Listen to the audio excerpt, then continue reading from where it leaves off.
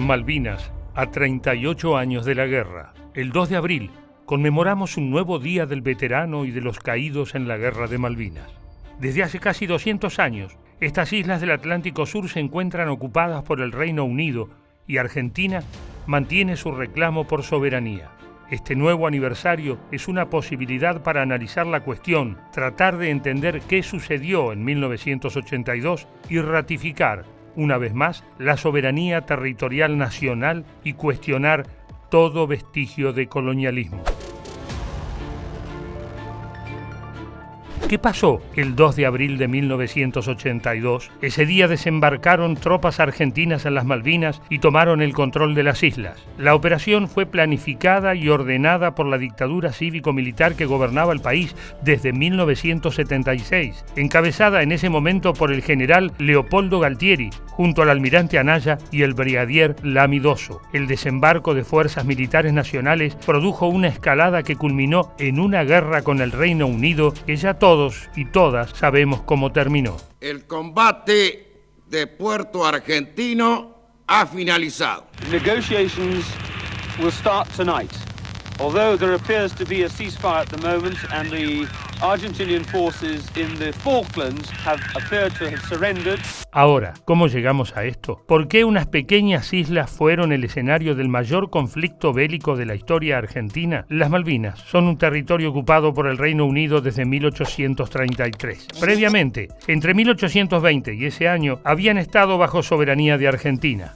No de Argentina en sí, porque todavía no existía como Estado nacional como lo conocemos hoy, pero era parte del territorio que hoy conforma nuestro país. Solo como dato que no desarrollaremos, porque si no, este sería un video eterno, las Islas Malvinas han sido terreno de disputa desde hace siglos entre grandes potencias del mundo como Francia, España, el Reino Unido y bueno, nosotros, Argentina. Bueno, debemos reconocer que siempre nos codeamos con los grandes, ¿no? Las islas eran de interés para el Reino Unido por su posición estratégica en el Atlántico Sur. Los británicos no tenían buenas relaciones con el Imperio Español y las islas se presentaban como un buen lugar para establecer una base naval cercana a territorios, en ese momento, españoles. Con idas y vueltas, las islas estuvieron en manos inglesas hasta 1774.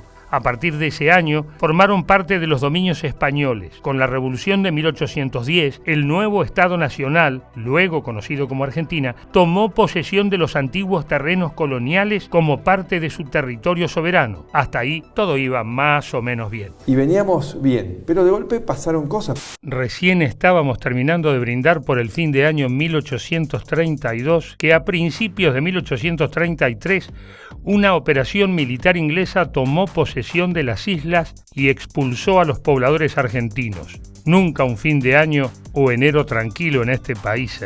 Con este acto comenzó la disputa que hasta el día de hoy se mantiene. Argentina se opuso y consideró desde el primer momento a esta operación una invasión y agresión innecesaria. El Reino Unido, por su parte, argumentó que buscaban reconfirmar su soberanía sobre el territorio establecida, según ellos, en 1765. La cuestión es que desde ese momento, la disputa entre los dos países se mantuvo, con reclamos diplomáticos sucesivos, intervenciones de organismos internacionales y el capítulo más triste y sangriento, que fue la guerra de 1982. La importancia de este territorio dejó de ser obviamente una posición geográfica para combatir al Imperio Español. Sin embargo, muchos destacan su posición geoestratégica. Dicho fácil, las Malvinas son como una puerta de entrada a la Antártida, que es la reserva de agua dulce más grande del planeta. Además, siempre se especula con las riquezas naturales que hay en la zona. Se habla de grandes reservas de petróleo, de importantes minerales subterráneos y de la rentable industria de la pesca en sus aguas. Las Islas Malvinas, evidentemente, son un territorio más que deseable. No, esto no es coca, papi.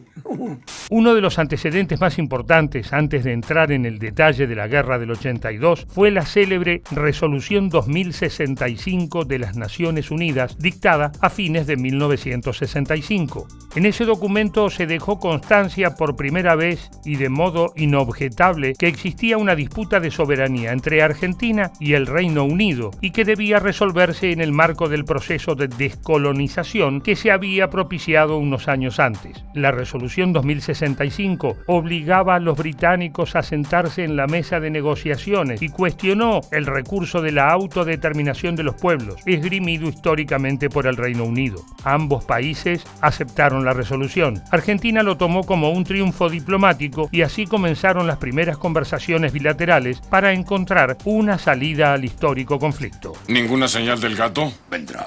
¿Por qué? No resiste. ¿Por qué? Es un ladrón.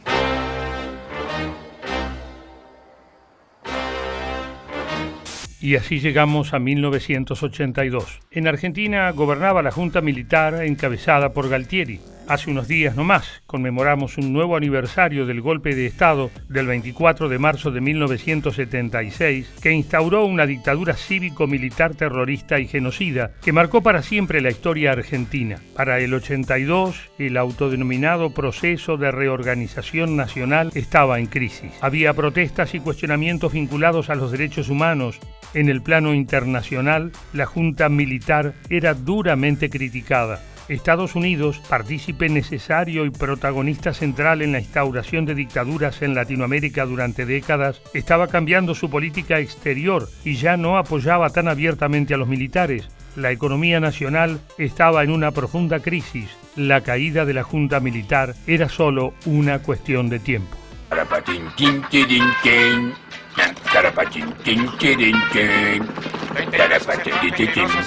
En el Reino Unido, por su parte, Margaret Thatcher era la primera ministra. Fue la primera mujer en alcanzar ese cargo en 1979. Para 1982, su gobierno, y en particular ella misma, estaban en crisis.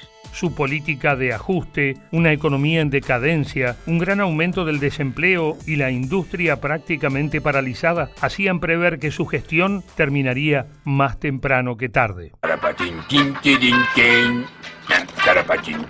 El 2 de abril de 1982, fuerzas militares de Argentina desembarcaron en las Islas Malvinas en el marco del Operativo Rosario. El gobernador británico se rindió rápidamente y el gobierno militar nacional anunció que se habían recuperado las Malvinas expulsando al invasor. Se izó la bandera y en todo el país se celebró la noticia. Mientras tanto, en Inglaterra, la Dama de Hierro, como llamaban a Thatcher, decidió la movilización de sus fuerzas armadas y creó un gabinete de guerra para enfrentar la situación. El nuevo secretario de Asuntos Exteriores británico Francis Pym afirmó que Gran Bretaña quiere una solución pacífica del conflicto de las Islas Malvinas, pero advirtió que si esto no es posible, la primera ministra Margaret Thatcher realizará su cometido por la fuerza. 24 horas más tarde, el Consejo de Seguridad de las Naciones Unidas aprobó la resolución 502, exigiendo que se detengan las hostilidades, el retiro de las tropas argentinas y que se busque una solución diplomática al conflicto. ¿Le parece a usted que tiene sentido el avance de esa flota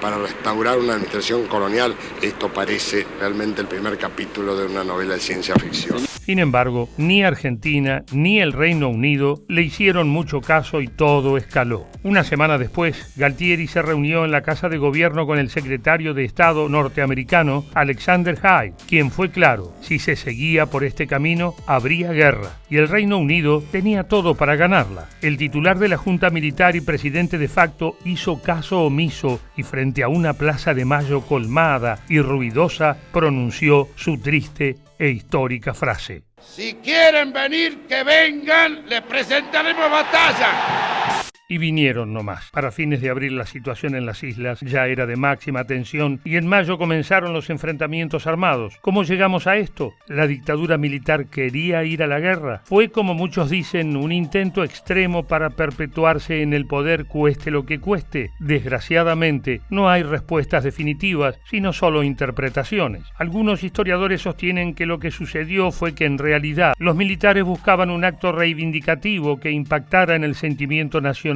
Quizás, reforzando la idea de nación, patria y con banderas argentinas, se podía generar un poco de distracción. Sin embargo, como dijimos, la falta de apoyo internacional, la corrupción, las violaciones sistemáticas a los derechos humanos y la crisis económica eran muy visibles y la dictadura ya no podía sostenerse mucho más.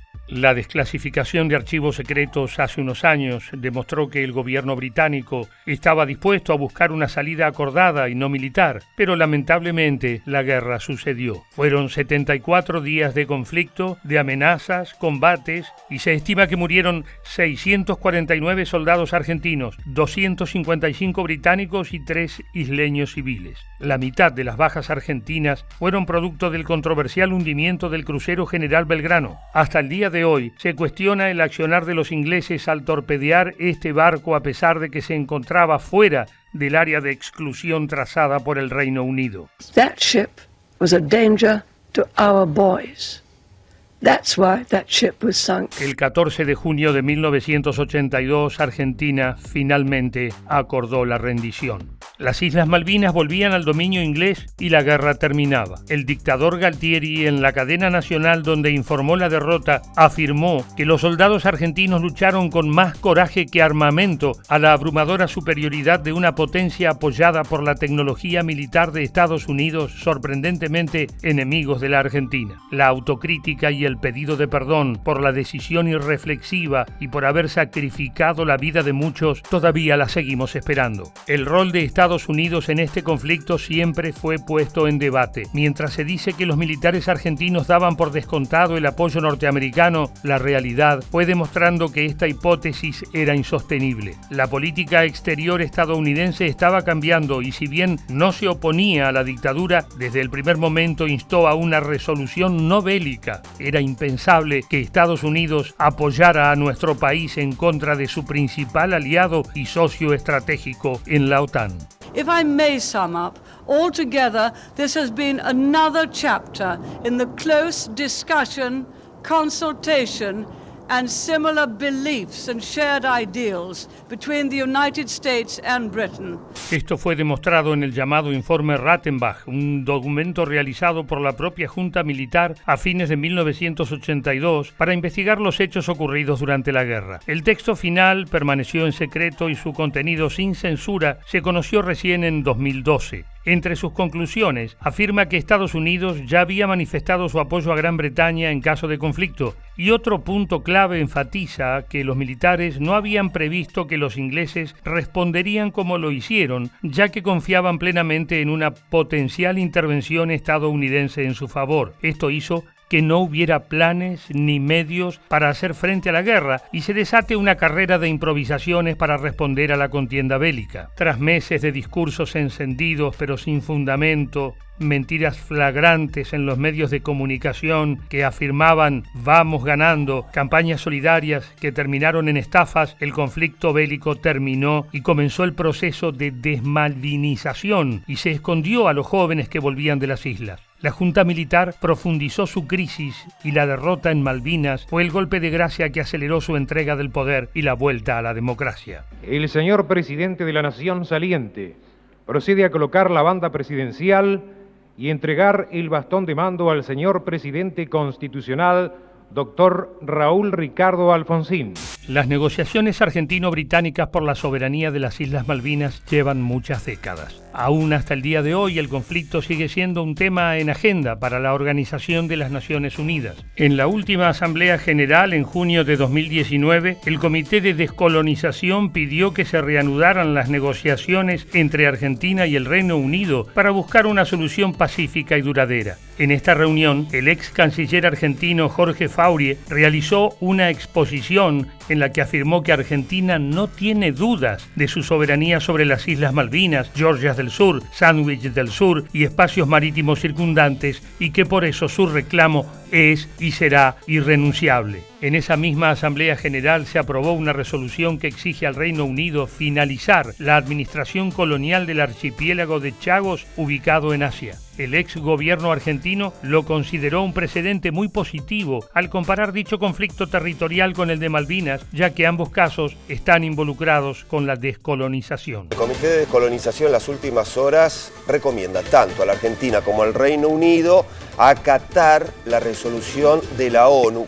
Este nuevo aniversario nos debe ayudar a pensar la situación de Malvinas hoy. Asumimos la derrota, tomamos dimensión del retroceso que haber perdido la guerra nos ocasionó y cómo benefició a sus ocupantes. Desde ya va nuestro homenaje a los veteranos y a las familias de los caídos en la guerra. En su gran mayoría, los soldados argentinos eran jóvenes conscriptos que fueron obligados a combatir sin entrenamiento y en condiciones técnicas y logísticas precarias. Pero tenemos que recordar siempre que esta guerra fue resultado de decisiones inentendibles e injustificables de una dictadura que implantó el terrorismo de Estado en nuestro país. Y es justo decirlo, también contó con un gran apoyo social.